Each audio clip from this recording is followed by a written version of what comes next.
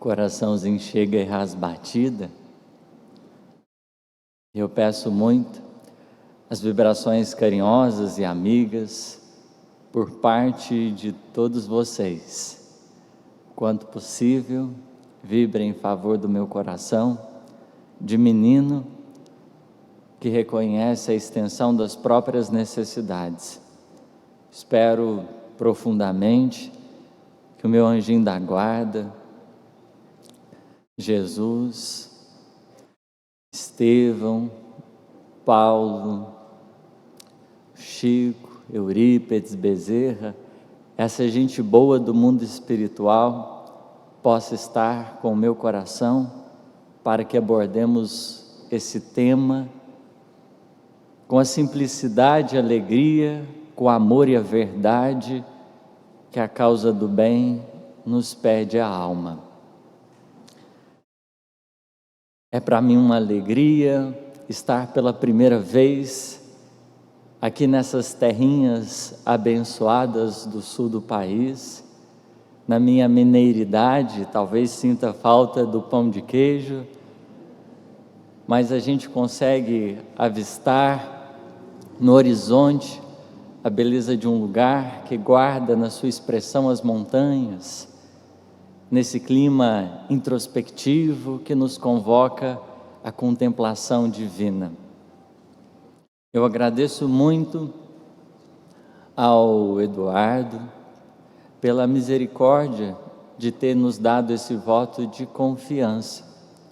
É um cheque em branco que ele acabou de assinar e eu espero que os valores não sejam tão negativos assim no final das contas. Para nossa reflexão, depois de termos ouvido a música Pedro, de termos mergulhado um pouquinho nessa cena do Evangelho, o nosso desejo é de trazermos um pouco do Mestre na comemoração desses 160 anos de Evangelho segundo o Espiritismo. É justo que o Cristo ocupe a nossa reflexão em primeiro plano e possa dirigir os nossos pensamentos e sentimentos. E eu gostaria de iniciar valendo-me de uma frase que encontra-se no prefácio da obra Paulo e Estevão. Quando Emmanuel está considerando a construção desse ser, dessa personalidade benfeitora, Paulo, ele vai considerar igualmente a importância de Estevão em sua caminhada. E ele vai nos dizer o seguinte: a cooperação é amor, e o amor é a força de Deus que equilibra o universo. É uma frase muito simples, mas eu diria também muito expressiva. A cooperação é amor, e o amor é a força de Deus que equilibra o universo. Duas coisas para a gente pensar. A primeira delas, o componente central do amor é a cooperação. Isso quer dizer, existe no amor um lugar para mim e existe no amor um lugar para o outro. O amor é essa via de mão dupla que oferece espaço, porque ele é expansão, mas ele também é contração. Como no movimento natural da natureza, tudo se opera sob esses dois movimentos. Há lugar para mim, mas há também para o outro. Essa é a primeira lição que Emmanuel evoca quando fala da importância de Estevão para Saulo de Tarso. O eu só existe a partir do nós. Ninguém se forma enquanto indivíduo, enquanto uma personalidade, se não for a partir das relações. Daí Jesus ponderar que o reino dos céus não somente está dentro de nós, mas está no meio de nós, porque são as relações, o contato com os semelhantes, a chamada lei de sociedade, que constrói a individualidade nas suas marcas imperecíveis. Ninguém se forma sem o outro. A cooperação é amor. A cooperação é amor. Mas Emmanuel avança, e o amor é a força de Deus que equilibra o universo.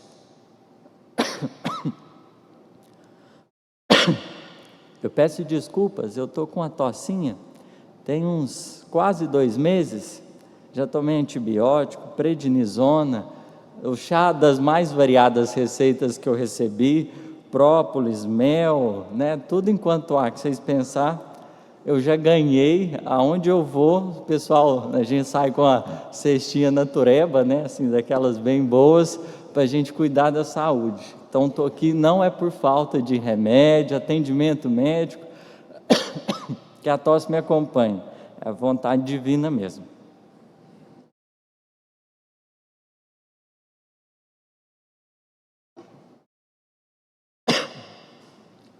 Mas voltemos ao que importa, a Emmanuel. O amor é a força de Deus que equilibra o universo. Esse verbo para nós, ele é muito importante. Verbo equilibrar. Isso quer dizer que o amor leva a uma medida. O amor conduz a um determinado plano. Ele sai de extremos, de desequilíbrios, e ele conduz as experiências e circunstâncias a um patamar ideal, que, se formos bem observar, Emmanuel, numa outra definição a respeito do mal, ele vai considerar que o mal é os nossos desequilíbrios à frente da lei. Se nós nos desequilibramos, é o amor a solução, o caminho do qual Deus se vale para reconduzir cada espírito ao seu lugar devido. É o amor que nos devolve a nossa posição na grande obra da criação, no qual os espíritos, no prefácio da obra, o Evangelho segundo o Espiritismo, nos convocam, enquanto nessa orquestra divina cantarmos em uníssono as verdades e o amor de Deus, chamando-nos a percebermos-nos no nosso lugar. Então, essas duas perspectivas de amor, o amor enquanto cooperação e o amor enquanto a força que nos devolve ao nosso lugar, que Deus se utiliza, se vale para conduzir a todos os espíritos na sua trajetória diversa, é que nós temos a missão aqui de trabalhar nesta manhã de hoje. Amor esse que nós gostaríamos de trabalhá-lo, né, valendo-nos de duas ideias também. O amor enquanto o dar do que somos, o dar do que somos, o nosso sal, mas o amor como o dar daquilo que nos falta. Essas duas possibilidades de percebermos o amor, que nada mais são, né, essas duas maneiras de dizer, uma outra forma de pensar desse movimento natural do amor, que é de expansão e de contração. Dar do que somos, expandir. Dar do que nos falta, contrair.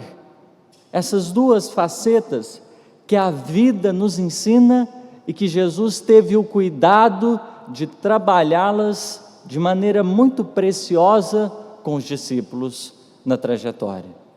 Estava Jesus atento ao que cada um poderia contribuir na obra divina. Estava atento àquilo que traziam de potencial guardado, mas igualmente podemos observar o Cristo cuidadoso em relação àquilo que faltava aos discípulos. Se existia potencial, existia também fragilidades, limitações. Na encenação que nós vimos, o Cristo convoca, sobretudo a Simão Pedro, na sua condição a ser um pescador de almas. Jesus naquele momento está dizendo: é preciso dar do que você é. Você tem essa habilidade, isso te caracteriza, a capacidade de pescar, de arrebanhar corações, de envolver as almas. Isso, Simão, é seu. Vem, que eu espero que você possa participar dentro do trabalho divino dessa maneira, cooperando conforme a sua capacidade. É esse trabalho que Jesus faz de confiança, porque se nós observarmos a questão 132 do Livro dos Espíritos, o objetivo da encarnação, conforme as entidades benfeitoras vão dizer, não é apenas sofrer todas as vicissitudes da vida corpórea para alcançarmos a perfeição. Não é só lidar com a impermanência da terra, com os desafios que nos cercam a toda parte, cumprirmos os nossos deveres de ordem material. Não, há um outro fim. A encarnação nos convoca, que é de ocupar a parte que nos toca. O que seria isso? Se não valermos-nos das possibilidades que temos para movimentarmos o motor do progresso, porque toda evolução, ela pede sustentação. Não existe nenhum movimento que se opere na natureza sem trabalho. A lei do trabalho rege os mínimos detalhes, e só existe essa noção de aperfeiçoamento porque de algum modo alguém se doa para a obra da vida, contribuir com o que somos, cada qual, nas posições que ocupa na vida material, assume o compromisso de dar de si, dar daquilo que constitui a essência do ser. Ao longo dessa trajetória infinita, fomos construindo esses caracteres, na expressão kardeciana, os caracteres da divindade, aquilo que a gente é bom, aquilo que os outros olham e podem nos admirar. E é bom que nós reconheçamos o nosso sal, porque na obra divina a excelência é o parâmetro de Deus. Você fazer um trem mais ou menos não compensa em lugar nenhum, porque para Deus fazer bem é seguir o padrão natural de tudo. Você tocar bem violão, você cantar bem como o pessoal aqui fez, isso não é vaidade, isso não é se mostrar, é apresentar a própria essência, é dar de si. A vaidade, o problema dela é que é só eu que faço bem. O vaidoso nunca vai reconhecer que alguém faz bem também. Ou se reconhece, o outro faz bem, mas eu sou melhorzinho, né?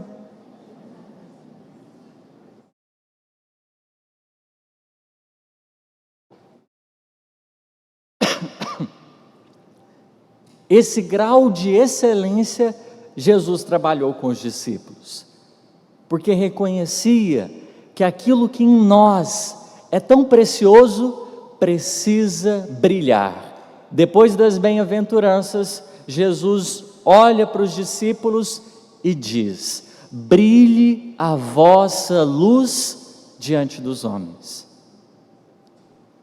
Ele estava pedindo para que a luz brilhasse. Não era nós, não é brilhe você, é brilhe a vossa luz. Porque tem uma diferença. Brilhar a si mesmo é quando eu quero me propagandear. Eu acho que eu sou, vamos dizer assim, a voz da verdade, e eu de alguma forma quero divulgar-me. Mas brilhar a luz é diferente. É o cantor que canta e todo mundo se admira com a música. É o violonista que toca e todo mundo fica assim maravilhado com a maneira com que ele articula os sons.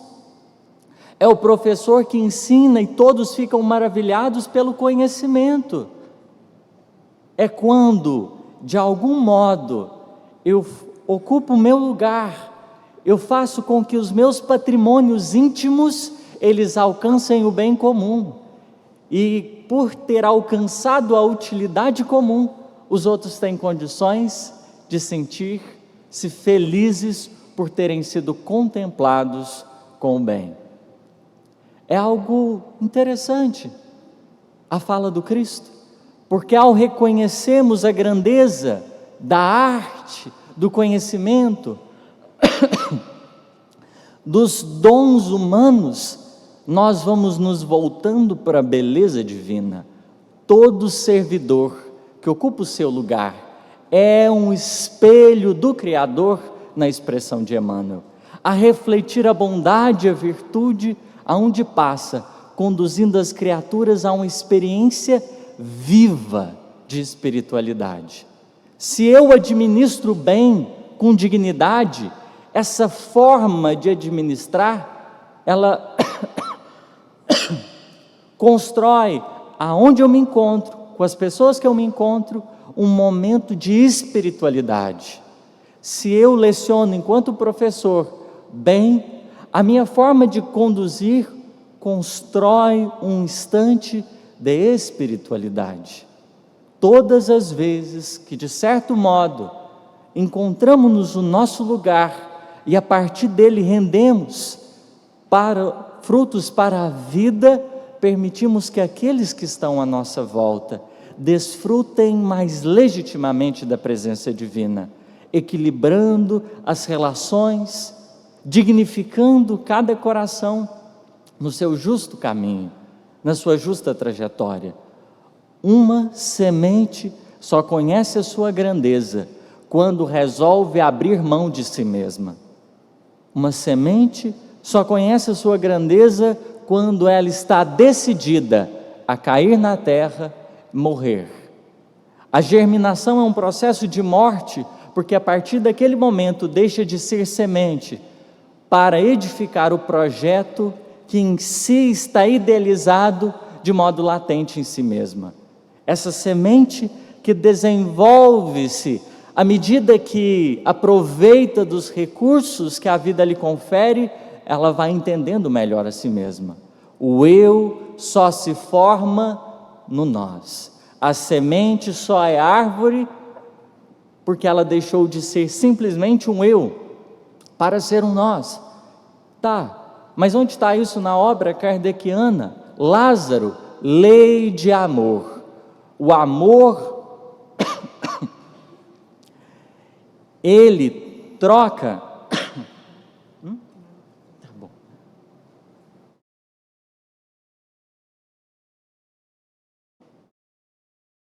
A personalidade pela fusão dos seres.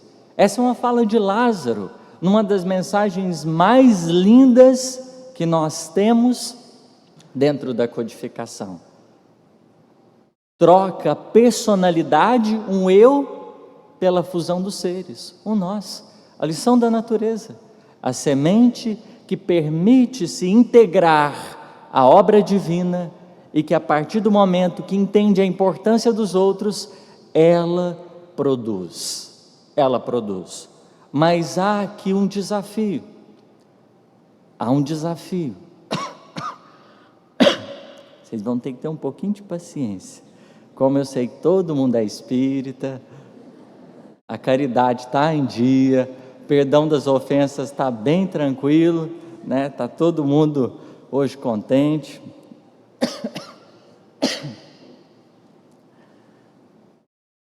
Há dois personagens muito importantes. O primeiro deles, Paulo. O segundo deles, Tiago. Duas pessoas muito importantes no trabalho que se ergueu nos primeiros séculos de cristianismo. Duas pessoas que tinham o seu sal, o seu tempero, mas na hora de temperar a comida, temperar ali os sabores do cristianismo da primeira hora, né, eles acabavam se excedendo, porque o Paulo era, né, assim, bem salgadinho de vez em quando. Ele tinha um jeitinho, né, um pouco mais impactante, uma fala mais enérgica. E o Tiago, que também não era flor que se cheire muitas vezes, trazia também a sua pimentinha, né? Falava assim, ó, precisa de pimenta, vamos dar uma temperada boa nesse trem. E os dois companheiros foram, de certo modo, escolhidos por uma das lições mais significativas. Mas não só os dois, nós temos também, por exemplo, uma certa divergência entre Levi e alguns dos discípulos, a grande parte deles, em relação ao problema do dinheiro. Levi era mais bem de vida, tinha uns recursinhos a mais, e os demais eram pescadores. Então, né, os discípulos quase sempre olhavam para Levi com a sua fortuna de uma forma assim, né, o que esse cara está fazendo aqui?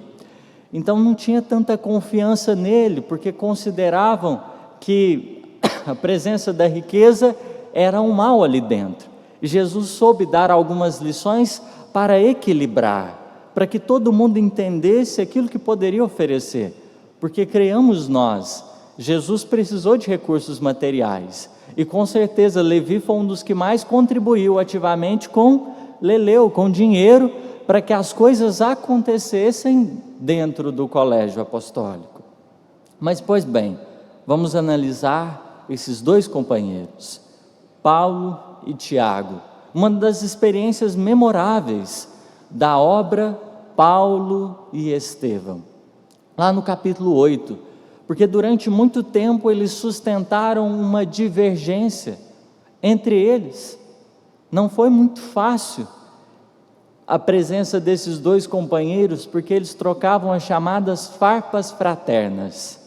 De vez em quando, uma alfinetada daqui, uma alfinetada dali, e eram umas farpas fraternas, tipo assim, tudo em nome do Cristo, né? Jesus disse isso, ia lá, tchuf. Jesus disse aquilo, tchuf. Quando a gente se vale do Evangelho, não para a cooperação, mas para a promoção das nossas ideias ou dos nossos interesses, é um risco grande. E Jesus vai encaminhar uma experiência de reconciliação para esses dois companheiros. E Paulo, de certa forma, é o que estava mais resistente ao contato com Tiago, de tal maneira que quando surge a oportunidade deles estarem juntos, ele acha o fim do mundo. Mas ele abre o Evangelho, os pergaminhos de Levi que ele tinha, e aí, por obra da vida, vai cair qual lição? Reconcilia-te o mais depressa com teu adversário, enquanto estás a caminho com ele. Ele abre a liçãozinha, fecha e fala assim, isso aqui está viciado, né? Já abri muito aqui, já preguei demais isso daqui para os outros, vamos fechar. Mas aí, né, às vezes tem a interferência ali, ele faz uma prece, dorme meio prostrado, e vem Abigail, Estevão e confirma, não, você vai ter que ir lá mesmo, né? Não está viciado não, a lição não caiu errado, é isso mesmo, vão lá reconciliar. E nesse instante, ele vai fazer um deslocamento muito grande de si mesmo. Cooperação é amor. Cooperação é amor. A obra da vida não é de sobreposição. Não há necessidade de lutarmos para que ninguém perca o seu espaço, porque, em verdade, nós estamos todos aqui para colaborarmos nessa grande obra no qual Cristo é o Maestro. A juventude que chega não precisa lutar para ficar com espaço, não tem necessidade disso, tanto quanto aqueles que estão há mais tempo no movimento não tem necessidade de batalhar para garantir o seu espaço em face da juventude que chega para servir, porque nesse grande projeto divino, todos nós temos o seu lugar. É só aqueles que estão há mais tempo cumprirem a parte que lhe toca, e aqueles que estão chegando, igualmente, cumprir a parte que lhe cabe. Mas, tudo bem, Saulo e Tiago vão se aproximar. E aí, no meio da questão que está sendo proposta, alguns desafios vão surgir, porque o Saulo está um pouco mais resistente. Só que ele vai aprender uma das lições mais importantes no capítulo da cooperação. Tiago vai dizer para Saulo: o mestre nos ensinou que os maiores sacrifícios que nós vamos ter que fazer, muitas vezes, é de morrermos devagarinho, para que a luz do seu evangelho resplandeça. Observemos a lição. Era preciso morrer devagarinho. Chega um jovem para trabalhar na casa espírita, chega um jovem para ocupar as fileiras do trabalho cristão. Muitas vezes, aqueles que estão há mais tempo vão ser convidados a morrer devagarinho. Existe um padecimento interno. Ah, mas ele não pensa do jeito que eu penso. Pois é, que bênção. Esse é o desafio, porque às vezes a gente vai ter que morrer um pouquinho. Aquelas ideias tão preciosas que às vezes a gente defendia tanto, um modelo de gestão, nunca a essência do cristianismo precisa ser discutida, mas modelos de gestão, será que só tem desse jeito? Será que somente desse jeito funciona? Não existem outras possibilidades? Não existem outros caminhos? E você, de alguma maneira, abrir mão do seu modelo de gestão e falar assim: olha, pode dar opinião, eu vou te escutar, é morrer, devagarinho, né? O Paulo vai dizer que, às vezes era mais fácil morrer de uma vez, tipo assim, eu saio, não faço mais parte, fica vocês, conduz esse trem aí, não faço mais parte, mas é mais difícil morrer devagarinho, porque você vai fazer parte e você vai lidar diretamente com a opinião do outro, que às vezes não vai concordar com você, que às vezes vai falar, vamos rever isso daí? E você fala, não mexe nesse trem não, deixa isso quietinho, sempre foi desse jeito, sempre funcionou, larga a mão disso. Morrer devagarinho. Tiago vai ensinar naquele momento para Saulo de Tarso que a tarefa dele, que Jesus tinha dado para ele, era irmã da tarefa que Jesus tinha dado para ele, Saulo, e que ambos, dentro do caminho do Evangelho, tinham a sua importância. A cooperação é amor. Deve existir espaço para mim, mas também para o outro. Talvez os embates que nós enfrentemos hoje, por exemplo, sobretudo nessa questão de juventude, estejam relacionados a isso, porque é difícil reconhecer que o outro também vai ser digno de ser ouvido, vai ser digno de dar a sua contribuição, o seu sal, aquilo que lhe caracteriza, porque nós precisamos lembrar, há uma supervisão de todas as atividades, e da mesma forma que a gente desceu e alguém foi lá e falou assim: beleza, esse companheiro vai, e vai trabalhar. Esse mesmo Cristo olhou para outro e falou: você também vai trabalhar.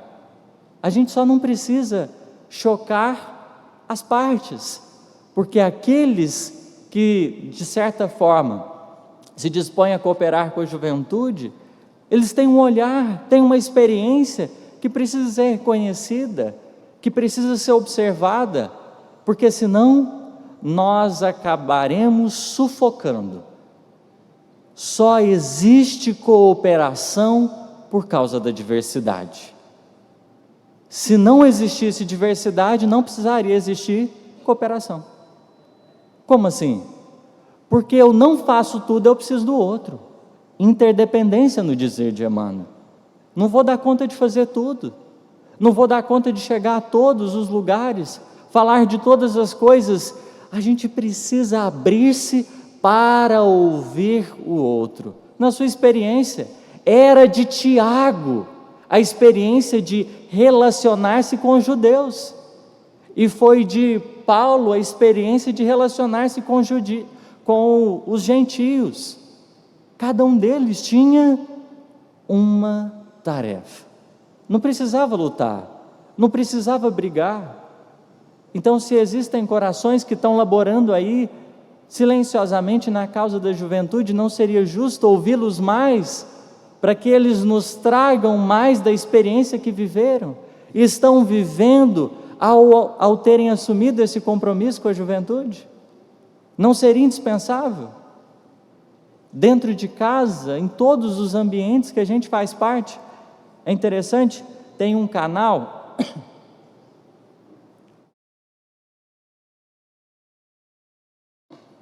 mais uma dosinha de paciência, eu tomo água e vocês paciência. Tem um canal que se chama Embrulha para Viagem, e eles criaram um personagem que chama Fernando Burrão. Não sei se vocês já ouviram falar dele. E é um personagem, se existe o anti-herói, existe também o anti-vilão. O Burrão, ele é alguém que não terminou a 5ª série e que ele é zoado em tudo, porque ele não tem competência intelectual. Mas ele acabou dando certo na vida, porque os empreendimentos que ele tocou sempre deram certos. E ele tinha uns amigos da 5ª série que se formaram, MBA, esses trem tudo, e aí eles sempre davam um jeitinho de querer puxar o tapete do Burrão. Só que nas ciladas que eles aprontavam, nos comentários maliciosos, o Fernando Burrão sempre conseguia um jeitinho de sair da situação. Só que ele saiu de um jeito interessante, porque ele não é aquela pessoa que, vamos dizer assim, quando prejudicada, devolve na mesma moeda. Ele sempre encontrava um jeitinho de beneficiar. E existe mais de um vídeo, por exemplo, que ele está como que gerindo o empreendimento dele, e ele é surpreendido ocupando um cargo de funcionário e não de patrão. Então ele está sendo auxiliar de alguma coisa, ele está ocupando uma função subalterna, que normalmente não é tão valorizada. Só que, quando chamado a falar por que ele estaria fazendo tudo aquilo ali, os amigos pensavam que ele tinha falido e tudo mais, agora tinha virado funcionário. Ele sempre dizia: olha, eu estou aqui na empresa, eu quero entender melhor como funciona cada engrenagem desse ambiente de trabalho. Então eu preciso entender as dificuldades do auxiliar de cozinha, eu preciso entender as dificuldades de quem está atendendo, eu preciso entender as dificuldades de quem está ocupando aquela posição, porque se eu não estou na linha de frente daquele posto de serviço, será muito difícil eu opinar com qualidade. É justo uma aproximação. Foi naquele momento que Jesus selou dentro do cristianismo essa divisão, para mostrar que cada coração poderia ter o seu espaço, poderia ter o seu lugar de serviço. Tem coisa demais para fazer, E às vezes a gente perde tanto tempo atacando as pessoas, a gente cultivando determinadas separatividades, quando nós nunca fomos chamados, instante nenhum, para criar essas fronteiras e esses abismos entre os corações. A nossa tarefa foi: você quer trabalhar? Vem, vamos nos harmonizarmos, porque o desafio da cooperação é esse: harmonizar-se com a obra, com as dinâmicas, com as vertentes, as formas de pensar, de sentir. A mesma autonomia que nos foi concedida para a realização da nossa obra em curso, foi também concedida ao outro. Esse é um dos desafios de dar do que somos. Mas nós temos que trabalhar também o dar do que nos falta. Dar do que nos falta. Parece até um paradoxo, contraditório. Como assim? Você vai dar do que você não tem? Não, é dar do que nos falta. Há uma passagem muito emblemática para comentarmos a esse respeito, que está como que sustentada em uma bem-aventurança.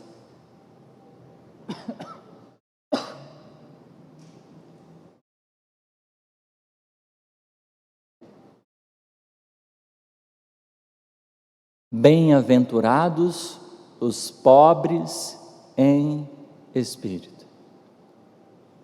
Dar do que nos falta.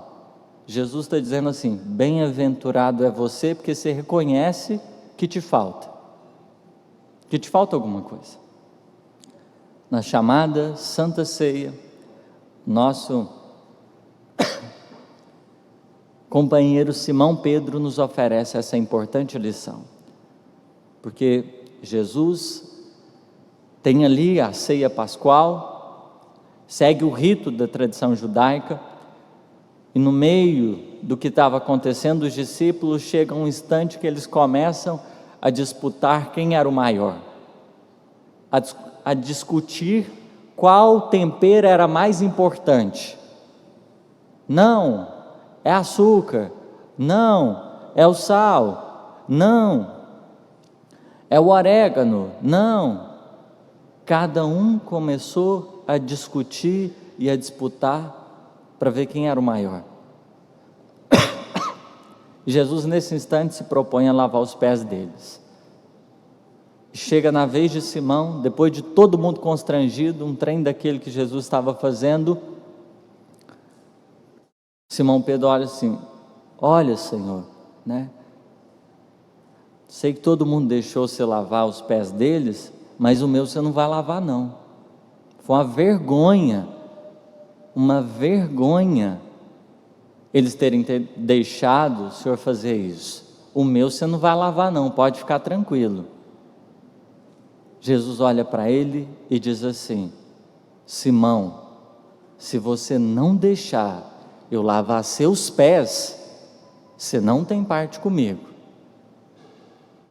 Você não tem parte comigo. Aí o Simão acha que dá uma repensada, né? É Jesus que falou, ele fala: não, Senhor, lava os pés, a cabeça, né?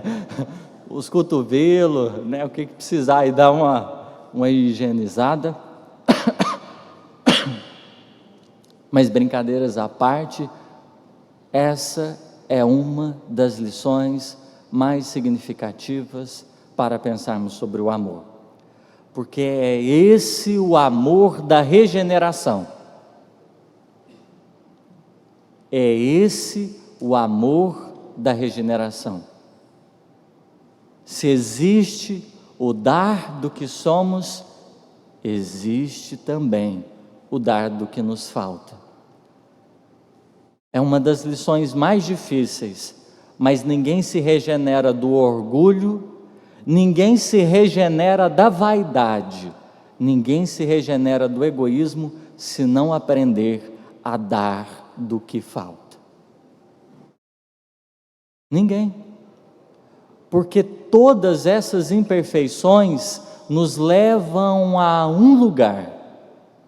A um lugar. Eu não preciso do outro. Egoísmo, orgulho e vaidade. Eu não preciso do outro. O que é dar do que nos falta? Olha, eu não sou muito bom em determinada coisa. Você pode me ajudar? Olha, eu tenho determinadas limitações. Não estou dando conta de lidar com elas, não. Você pode me ajudar? Essa é a grande lição da regeneração. Porque espírito nenhum consegue nos ajudar se a gente não abrir espaço. Esse é o amor contra a ação. Eu preciso me recolher para entender a importância do outro. Essa talvez seja a lição que muitas vezes nos tire o sono. Essa lição que muitas vezes nos traz determinados incômodos, porque é a lição que nos coloca para olhar quem a gente não gostaria. É a lição que nos propõe a reconciliação com quem a gente não quereria. Porque é um momento que a gente expõe a pobreza de espírito. Mas Jesus dignou-se a dizer: bem-aventurado é você que dá daquilo que te falta. Que você tem um compromisso com a humildade de entender que você precisa do outro. Que você vai dar o braço a torcer, que você vai ajoelhar-se, porque de certo modo, se nós avaliarmos a nossa experiência evolutiva até aqui, o nosso grande desafio, muitas vezes não tem sido naquilo que a gente é bom, mas tem sido em reconhecer a importância dos outros naquilo que a gente não é bom.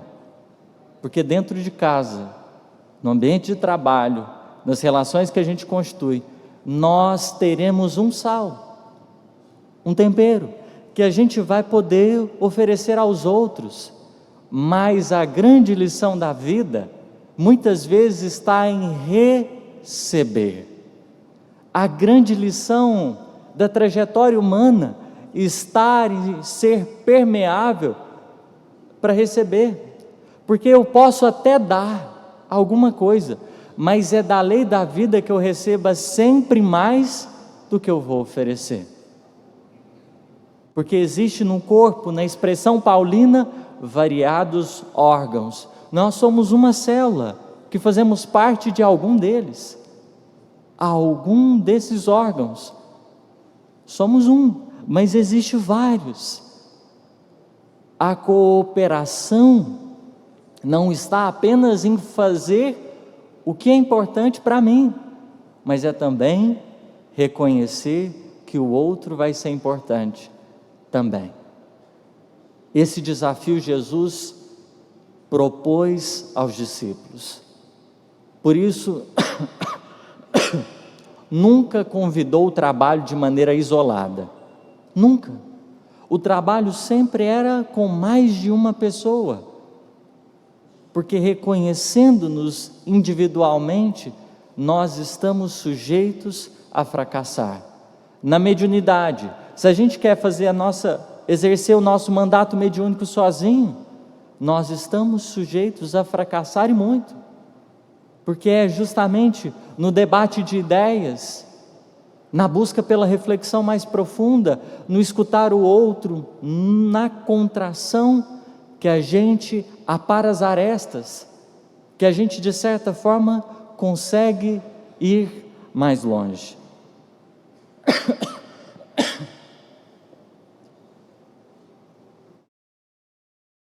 Acabou.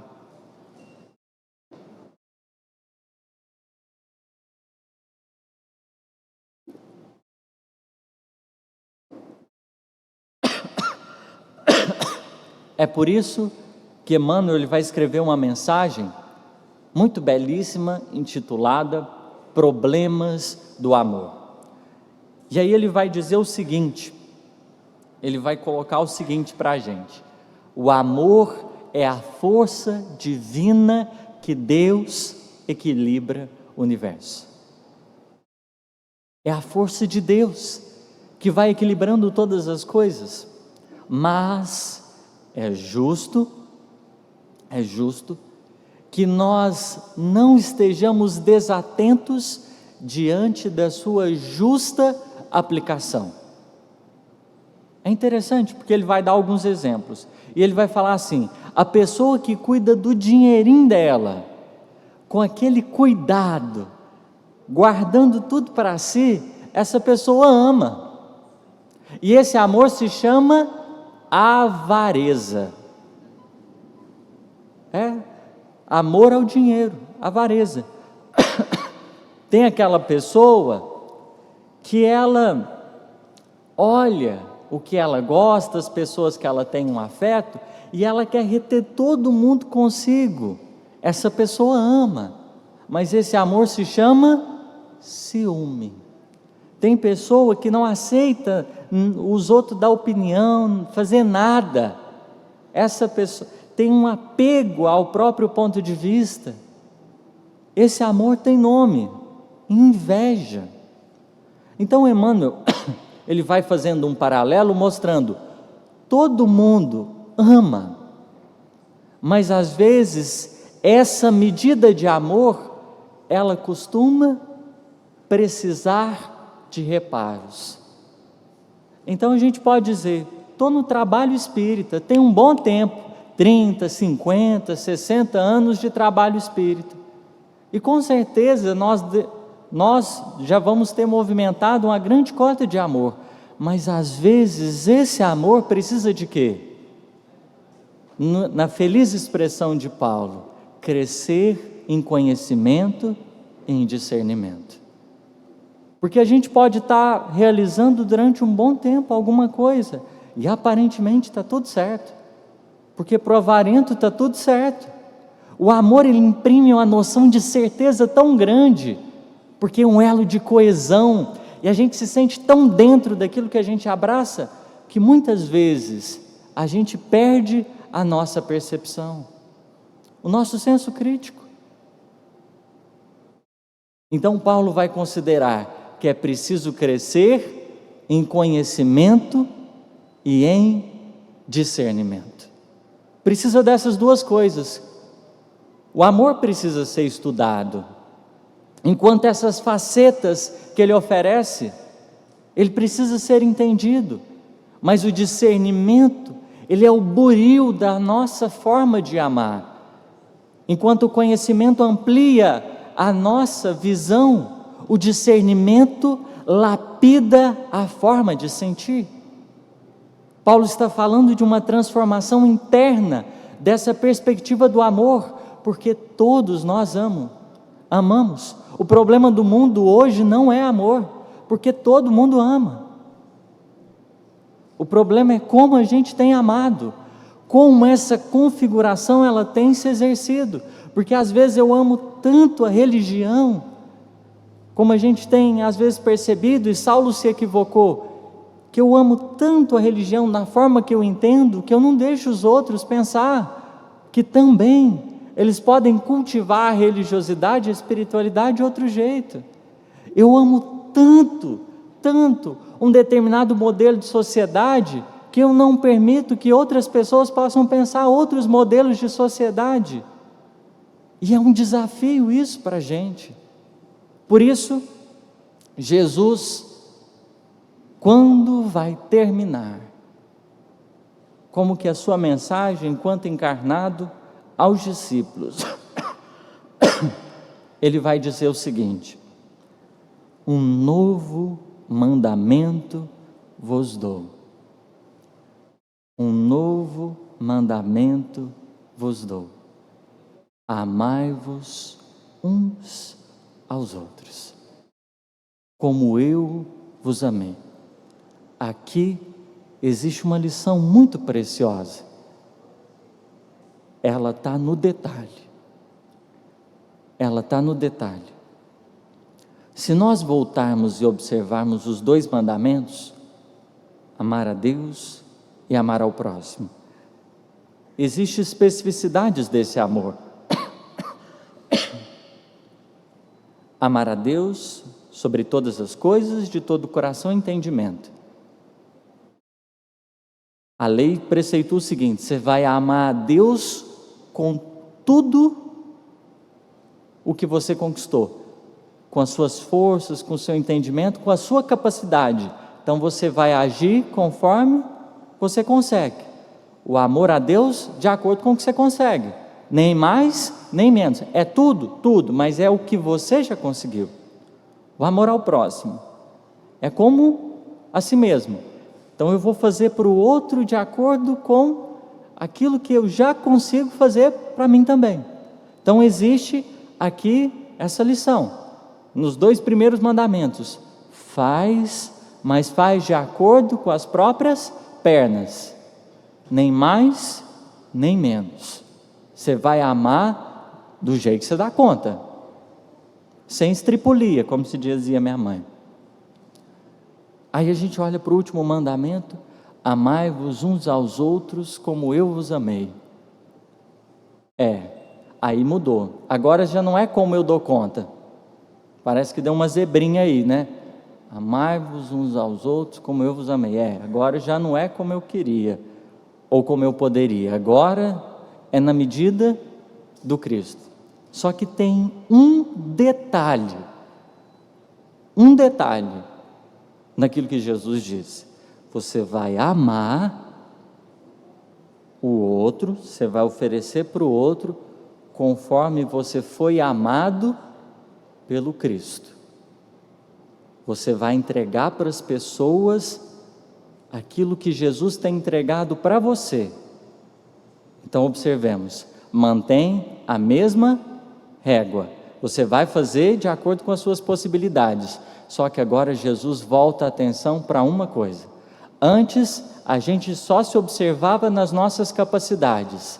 Jesus está dizendo o seguinte: nas suas relações, na sua maneira de se comportar com o outro, você vai oferecer aquilo que eu tenho trabalhado dentro de você.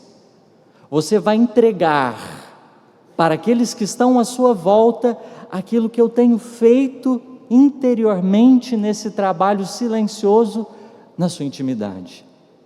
Há aqui uma outra perspectiva de amor, porque de certa forma o que Jesus está dizendo?